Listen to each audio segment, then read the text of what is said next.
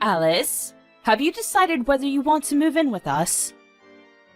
I've told you many times, but I have no intention of living with you. But are you sure that you're not going to regret your decision? Yes, I'm sure I'm not going to change my mind about this. You're sure? How many times are you going to ask me that?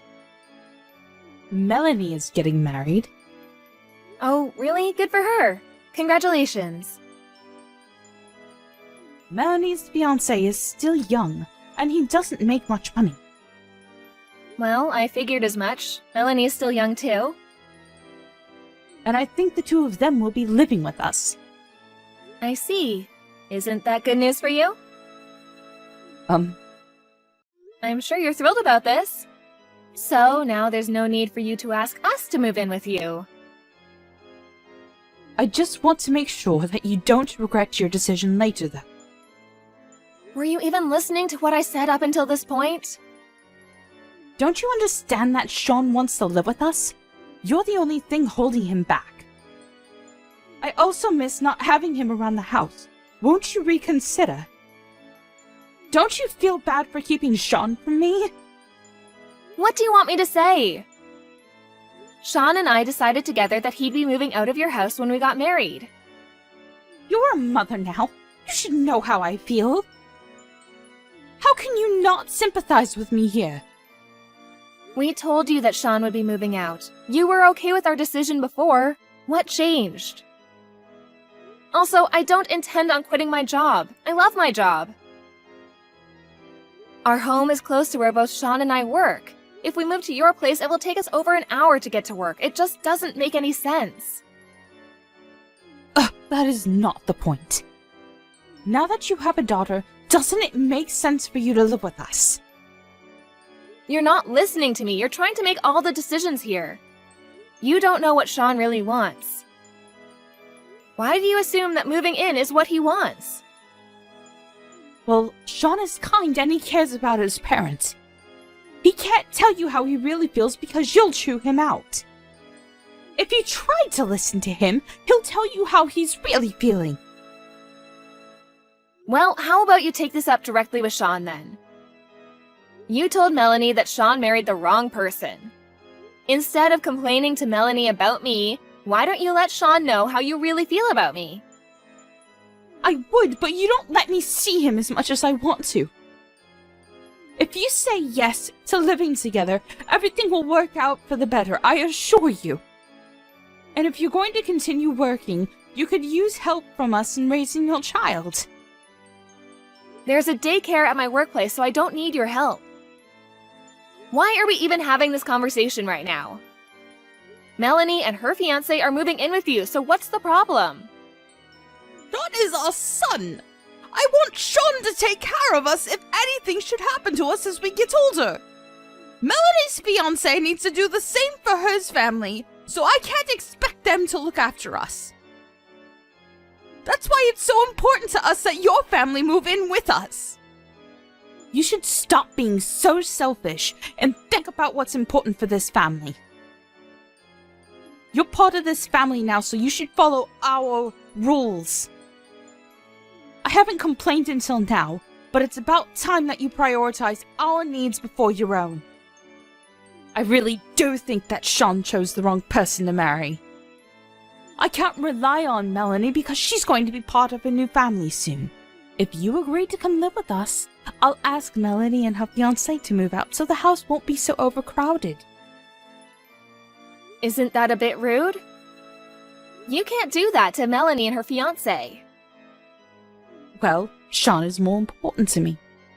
I'm only being nice to you because you're married to my son. And if Sean is going to move in with us, I don't even need you to move. I see. I understand how you feel. Do you want me to divorce Sean then? Will that make you happy? Huh? Well, that's what you want, isn't it? I'll divorce Sean for you. You're not making any sense. You just told me that you didn't need me in your family. I'll speak to Sean tonight about the divorce and your wishes for this family. I don't think that he'll want to divorce me, though. He loves me too much. I'll also let Melanie know how you feel about me. Why do we need to involve Melanie? She has nothing to do with this. I'm going to tell her that you're going to kick her out as soon as Sean moves in with you. And that you love Sean more than her. There's no need for you to tell her that. You'll just end up hurting her. What about my feelings? You seem to have no problem hurting me. You're such a bitch. You just want to pull me apart from my family. You are a monster. I just spoke to Melanie.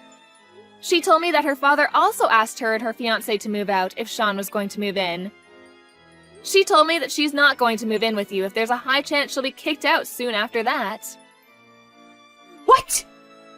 She can't do that! She already promised us she'd move in!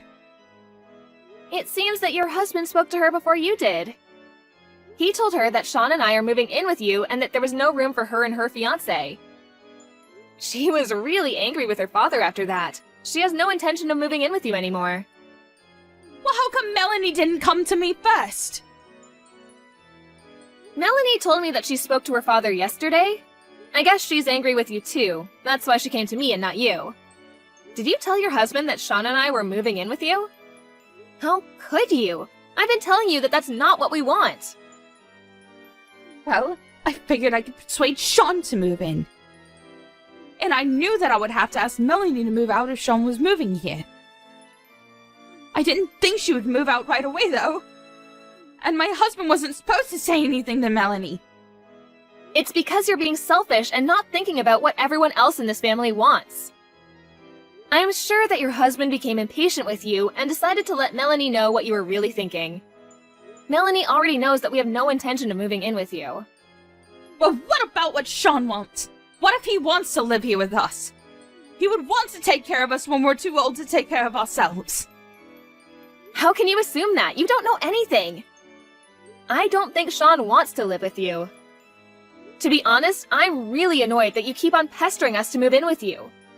That's all you ever talk about. I'm starting to dread even seeing you face to face out of fear that you'll force us to move in with you. Melanie is also fed up with your behavior. She wants nothing to do with you anymore. As for Sean and I, we don't plan to come to see you for some time. We need a break. Melanie would never say that about me. You're just making things up to hurt me. She may be slightly annoyed, which is why she's siding with you now, but she'll come to her senses. I know she will. You said that Sean was more important to you than her behind her back. She was devastated when she found out. I didn't mean it like that.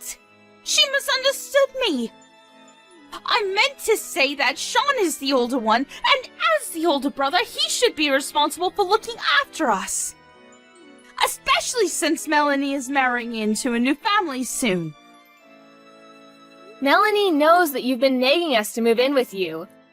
She agreed to move in with you in the first place because she felt sorry for Sean and I. She was just trying to protect us. She was really hurt when she found out that you favored Sean over her. I can totally understand why she would feel that way. What do you mean by that? Did you also tell her that I said her fiancé doesn't earn enough money? I didn't say anything to Melanie. She probably found out through her father. She wasn't trying to move in with you to save money. She was just being a good daughter. She was willing to look after you if Sean and I couldn't. She's your daughter. You should have known that Melanie would do something nice like this. She has a kind heart.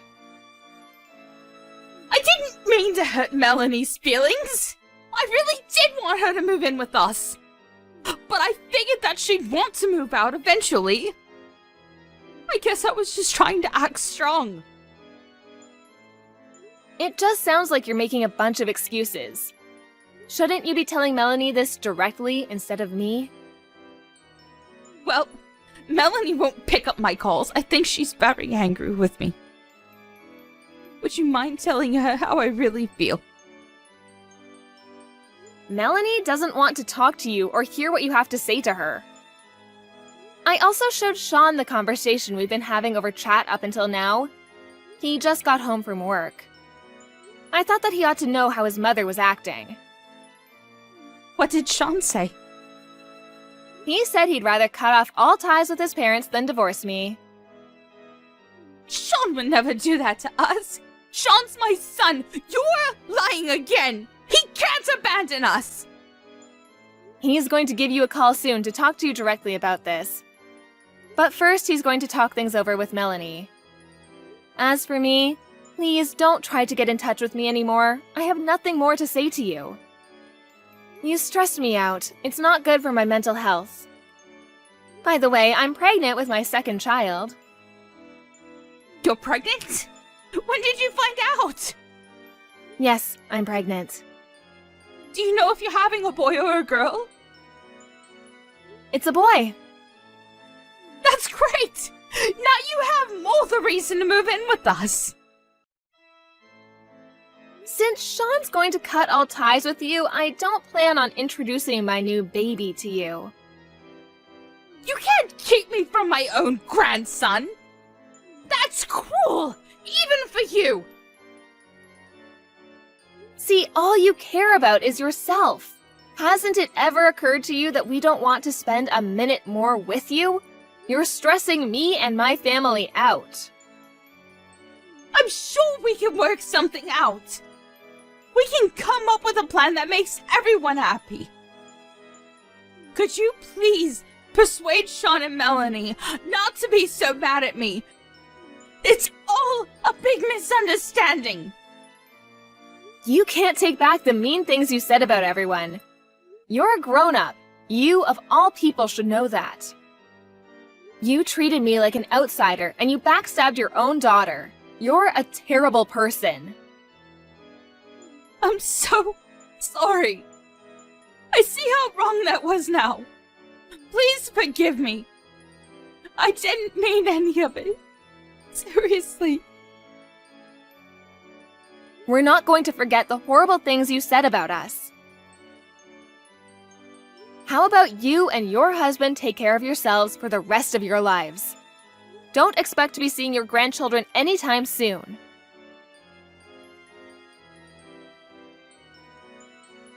Melanie and Sean talked things over and came to a mutual decision.